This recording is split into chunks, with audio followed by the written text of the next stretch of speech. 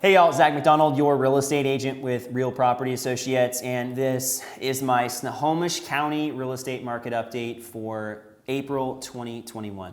In this video, I'm going to highlight Snohomish County's stats. The Northwest Multiple Listing Service just released March's stats, so we're looking at the previous month's stats as we talk about them here in April, and we're going to go through them pretty quickly. I'm not going to add too much context, but I want to bring these stats to you, add a little bit of commentary, and then if you want more context on the stats here, I talk about the Seattle metro market every single month as well in my Seattle real estate market updates. These updates are typically 2 to 3 times longer with a lot more commentary and background. So if you found this video, go ahead and check out the Seattle real estate market updates as well. You can find the description down below in the link, or you can just go ahead and type that into your search and you'll find it. All right, let's jump into the Snohomish County stats here. Last month, we saw a 2.8% increase in new listings in Snohomish County. And I'll be honest, I was expecting to see a little bit larger number here because we were starting to be shut down because of COVID at, well, middle of March last year. So maybe the stats will show us in April, May, some more of the discrepancies that I'm expecting, but we didn't have that many new listings this year versus last year, but some of these other stats show a little bit more change. If we look at pending sales, we had 35.9% more pending sales. So maybe we didn't have as many new listings, but a lot of them went a lot quicker. Closed sales, a small margin here, 4.4% more closed sales countywide, and we're looking at residential right now. I'll focus on condos here as we continue moving on. We saw a substantial decline in the median days on market. So last year we were looking at about 28 days for the median house on market, and we saw 11 this last month. So days on market, we saw a huge decline here. We saw a 60.7% decline in days on market in Snohomish County.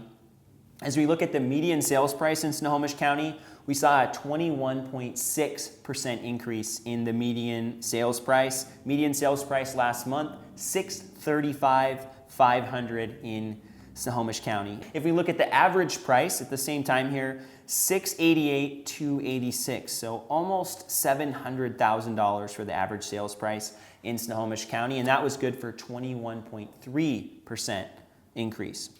Percentage of asking price received, 8.7%. 8.7% was the average price that people had to pay above the asking price to be successful getting their offer accepted in Snohomish County. And this is another huge number that we've been looking at in this county, Snohomish County specifically. We saw a 73.3% decline in the inventory or houses on the market. So last year there were 1,031 houses for sale in Snohomish County. Heading into April, this year 275. That was good for about a month of supply last year. So again, the homes were still selling quickly, but that was about a month of supply. In Snohomish County, we had 0.3 months of supply last month. That's pretty much 1 week and everything's selling. Again, the average, we talked about the average days on market's a little higher because there are always houses that are outliers, houses that take a little longer to sell. Maybe they're on a busy road, maybe they're overpriced, maybe they're ugly for whatever reason, but even those ugly houses are selling pretty quickly if they're priced right. I want to add a little bit of something fun here as we're talking about the residential stats here in Snohomish County. I want to highlight a few of the cities in Snohomish County, not all of them. There are a lot of cities in Snohomish County, but I'll highlight a few so you can get a little bit of a feel for where certain cities are beating the county average and where some of them are even more than the county average. So in Snohomish County, last month, we mentioned earlier, $635,500 was the median sales price in Snohomish County. Homes in Edmonds were selling for $790,000. That was the median sales price. And the average house sold for 113%, almost 114% of the asking price. So 13.7% above the asking price. Linwood was again above the county average, $700,000 median sales price and 12.6% above asking price on average. If we look at Everett, Everett was just below the county average here. They were at $600,000 for the median sales price and 11% above asking price. So they were selling a little bit more above asking price than the county, but the prices were still below. And I think Everett's a great place, by the way, if you're in the county, if you're in Snohomish County or looking to buy in Snohomish County. Everett is a great place, partly for value, but also I think for long-term gain.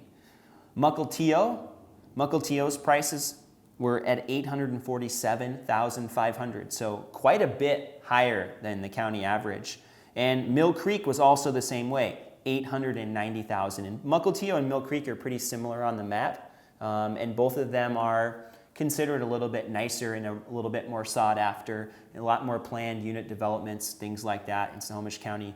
Both great. I lived in Mukilteo for a large percentage of my childhood. I love it there. I'm a little bit newer than other parts of Snohomish County.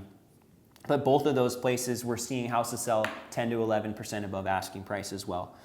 Mount Lake Terrace, across the freeway from Edmonds, $630,000 median sales price and 11.4% above asking. But again, really close to the county average, just below though, on the low side there. Lake Stevens, we'll head a little bit farther north. Lake Stevens, $635,000, almost right on the county average, 5.5% above asking. And then Snohomish was above the county average, $739,000 there in Snohomish and 8.2% above asking price. We'll transition now to the condo market in Snohomish County. I hope that was a little fun to spice it up a little bit and look at the specific cities in Snohomish County. Again, I didn't cover all of them, but I covered some of them just so you can kind of get a random sampling of what the county home prices look like. For condos though, and I'm going to go through these a little faster, the condos, there were about 15% new listings. In condos, 15.3% new listings. 64.8% increase in pending sales. There weren't very many more condos coming on the market this year than last year, but a whole bunch more sold. Okay, we had 295 condos sell in Snohomish County, and in last year we only had 179. So quite a bit more selling, and we sold more than came on the market, which is going to drop that supply number. Last month in Snohomish County, we saw about 2% more closed sales. Days on market dropped substantially, 44% fewer days on market, about 14 days on average. The median sales price in Snohomish County for condos, $420,000, which was up 7.7%. The average sales price, $468,000 and $21, 12.6% up year over year. And the average condo in Snohomish County received 6.1% above the asking price. And if we were to compare to King County, again, I have a King County market update as well. So if you're curious to see that, that'll be linked up down below. But the King County stats, this number was different. King County actually had homes selling closer to the asking price than Snohomish County. Amount of condos for sale, okay? This is kind of crazy too. Last year, there were 200 condos for sale in Snohomish County. At the end of March, this year there are 80% fewer condos for sale. And last year that was good for 1 month of supply, right? 200 houses, and last year there were 216 closed sales in March. So it makes sense. But if we look at the stats here, we have 40 homes for sale. There were 220 closed sales in March. So unless we get a whole bunch of new condos on the market, these are going to be all dried up. There's not going to be any condos to sell. And that's why we're at 0.2 months of supply for condos. Again, it's a lot like the residential side, single family. Single family stats, we're looking at 0.3 months of supply and 0.2 in the condo market. So pretty much, again, everything is getting eaten up really fast. And what that means is that for sellers, you're able to capitalize on this market. If you're thinking about selling, you're the one benefiting here. Multiple offers, removed contingencies, and the buyer's essentially trying to cater to what you need in their offer, right? They want you to choose their offer. They're competing. As a seller, that's great. As a buyer, it's tough. It's a tough market in Snohomish County, and it's more tough this year than it has been in the past. And I think there are multiple reasons for people wanting to look in Snohomish County. Some of it's political. Other parts of it are just lifestyle. Thinking about what life looks like post-COVID. We're still kind of in it, but starting to think about, okay, well, I don't have to drive into the office anymore. My company said I can work from home 4 days a week or 3 days a week. I only have to drive in a couple days. People are gonna brave a little bit longer commute, and plus traffic will be better if everybody's doing that. They're gonna change how they look at what's important. And people are wanting a bigger house with work from home space or a bigger yard so they don't have to go to a park.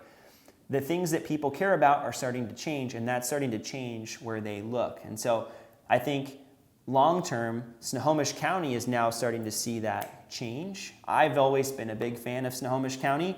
Part of it's because I've lived in Snohomish County a large percentage of my life, and I really do like it. But I think other people are starting to catch on that there's a lot of good things about Snohomish County, and that's just starting to come to the forefront now. Thanks so much for watching my Snohomish County real estate market update for April 2021. If you made it all the way to the end of this video, I need a thumbs up from you. I know you got some value from this video, and if you have any real estate needs that I can help you with, questions, concerns, or you want to learn a little bit more about your individual situation, I'd love to be a resource for you.